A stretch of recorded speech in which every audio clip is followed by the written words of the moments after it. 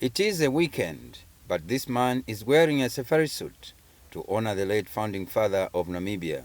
Kagosi Mwamulowe is acting executive director of the National Heritage Conservation Commission in Zambia.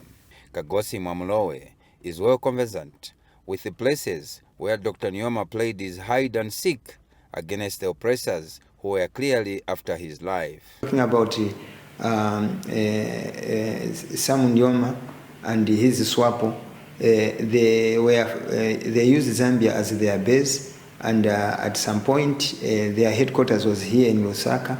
But I also want to mention that apart from Lusaka, there were other places or sites which were associated with the liberation struggle of Namibia. Then SWAPO also used the camp, that is this Nyango refugee camp, for recruitment and training,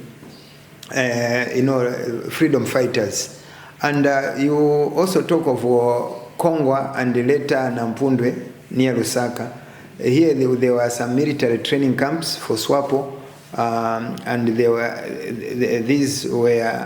SWAPO had this armed wing, which was known as PLAN, or in other words, People's Liberation Army of Namibia, in short PLAN. And the fighters trained here before being deployed to other, frontiers of the Namibian Liberation War.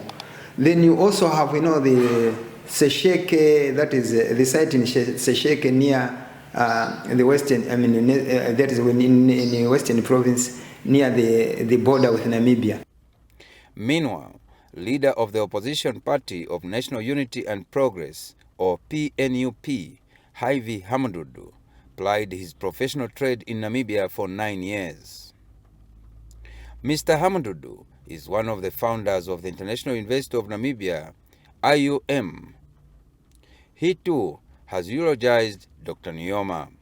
By the way, Dr. Nuyoma was the first liberation leader to petition the UN on the question of independence. So while Namibia got independence later, Nuyoma was the first in some things, because he spoke to the UN earlier than even Zambia on the question of the independence of Namibia, and not only Namibia, but generally for Africa. And therefore you can even say that he also spoke for the independence of Zambia, because by 1960 we were not yet independent. So we will remember him as a heroic person, and one of the personalities, he was a very friendly person with a signature smile. Wamundila Chilinda, NBC News in Lusaka, Zambia.